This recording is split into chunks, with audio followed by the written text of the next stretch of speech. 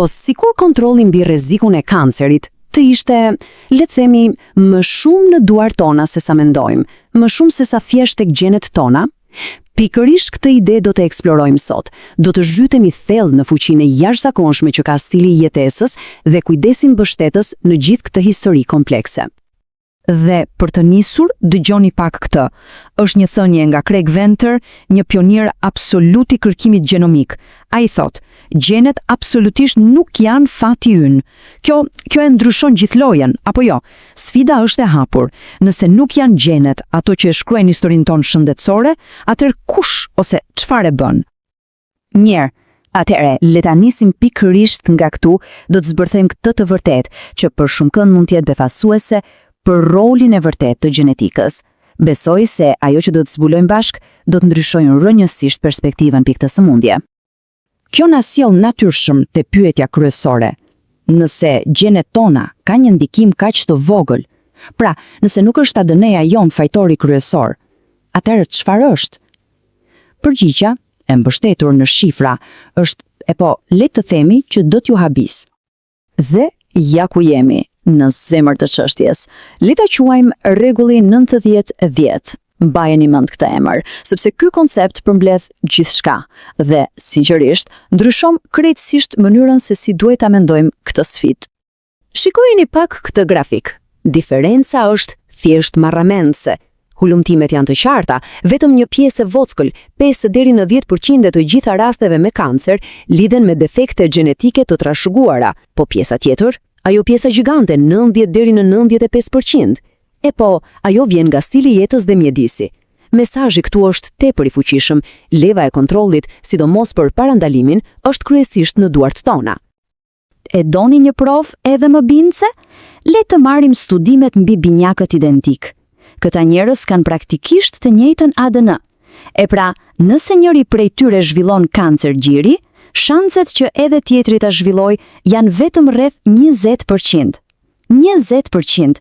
Kjo tregon me një qartësi kristal se diçka tjetër përtej gjeneve, pikërisht stili i jetesës dhe mjedisi, është faktori vendimtar.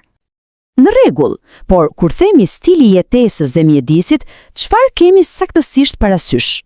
Kjo tingëllon pak si një term i gjerë, apo jo? Le ta zbërthejmë në pjesë konkrete. Cilat janë fajtorët kryesor. Tani, ky grafik na tregon shumë.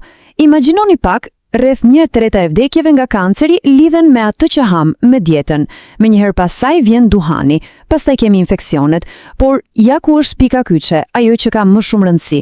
Këta 3 faktor kryesor janë pothuajse plotësisht të ndryshueshëm nga ne. Kjo është fuqia e vërtetë. Dhe për t'i bërë gjërat edhe më të prekshme, hidhini një sy kësaj tabele. Ajo lidh pikat, le themi. Përdorimi i duhanit lidhet drejt për drejt me kancerin e myshkrive të gojës, dieta me shumë mish të kuq, rrit rrezikun për kancer kolorektal të prostatës, alkooli, rrezik për gjirin, mëlçin, obeziteti lidhet me një sër kanceresh, si ai i pankreasit apo veshkave. Lidhjet janë aty, të zeza mbi të bardhë, të dokumentuara dhe të qarta.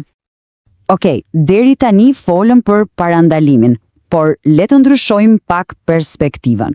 Po për ata që tashmë janë duke u përballur me një diagnozë, a vlen këto parime edhe për ta? Absolutisht. Këtu fokusi ynë zhvendoset nga parandalimi te diçka tjetër shumë e rëndësishme, lehtësimi i simptomave. Dhe kjo na çon tek terapitë plotësuese. Tani, është absolutisht thelbësore të jemi të qartë këtu. Fjala plotësuese është qelsi. Nuk po flasim për kura alternative. As pak. Këto janë trajtime që përdoren krahas kujdesit mjekësor standard, si kimioterapia. Qëllimi i tyre nuk është të kurojnë kancerin, por të ndihmojnë në menaxhimin e efekteve anësore dhe për të përmirësuar cilësinë e jetës. Dallimi është thelbësor. Pra, në thelb, e gjitha kjo ka të bëjë me mirëqenien e pacientit. Qëllimi është i thjeshtë dhe i thellë, ta bësh udhëtimin jashtëzakonisht të vështirë të trajtimit pak më të menaxhueshëm, të përmirësosh cilësinë e jetës ditë pas dite. Atëherë, le të hapim këtë kutinë e veglave mbështetëse, cilat janë disa nga këto terapi që sipas kërkimeve shkencore kanë treguar se vërtet mund të bëjnë një ndryshim dhe të sjellin lehtësim. E para në listë, akupunktura. Studimet kanë treguar se mund të jetë tepër efektive për një nga efektet anësore më të bezdisshme të kimioterapisë, të përzierat. Plus, mund të ndihmojë edhe në menaxhimin e disa llojeve të dhimbjes. Pastaj kemi masazhin. Përfitimet këtu janë të dyfishta, sepse ndihmon si në anën fizike, duke lehtësuar dhimbjen dhe lodhjen, ashtu edhe në atë mendore, duke ulur ndjeshëm ankthin dhe stresin. Dhe sigurisht, yoga. Përmes lëvizjeve të buta dhe frymarrjes së thellë, yoga ofron një ndihmë të gjithanshme. Ndihmon sidomos me 2 nga sfidat më të mëdha gjatë trajtimit, përmirëson gjumin dhe ndihmon jashtëzakonisht shumë në menaxhimin e stresit. Por kutia e veglave nuk mbyllet me kaq. Kemi aromaterapin, terapin me muzikë, të dyja mund të ndihmojnë me ankthin dhe të përzierat. Kemi hipnozën dhe teknikat e relaksimit, të cilat ofrojnë mënyra për të përballuar stresin dhe dhimbjen. Pra, ekziston një gamë të opsionesh mbështetëse. Dhe tani, vjen pika më e rëndësishme e gjithë kësaj pjese. Dhe kjo më lejoni ta theksoj, nuk është e negociueshme. Përpara se të provohet çfarëdo lloj terapie plotësuese, është absolutisht thelbësore të flitet me mjekun dhe ekipin mjekësor. Gjithmonë, siguria vjen e para pa diskutim. Mirë, tani le t'i lidhim të dyja pjesët e bisedës sonë, parandalimin dhe menaxhimin e simptomave, sepse të dyja bashkojnë në një pikë të vetme, në një ide qendrore dhe thellësisht fuqizuese: ndikimi i jashtëzakonshëm i stilit të jetës. Pra, mesazhi i kryesor ka 2 anë. Nga njëra anë, zgjedhjet që bëjmë çdo ditë janë mjeti më i fuqishëm që kemi për të ulur rrezikun, dhe nga ana tjetër, për ata që tashmë po përballen me një diagnozë, po të njëjtat parime mund të shërbejnë si një mbështetje e fuqishme gjatë trajtimit për të përmirësuar mirëqenien. Dhe kështu i kthehemi sërish fillimit. Ky fakt që vetëm 5 deri në 10% e rasteve vijnë nga gjenetika, kjo përmbledh gjithçka. Kjo nuk duhet parë si diçka dekurajuese, por kundrazi, është mesazhi më fuqizues i mundshëm, sepse do të thotë se ekziston një hapësirë e pamate për parandalim aktiv, për veprim. Dhe për ta mbyllur, le të mbetemi me një pyetje për të reflektuar.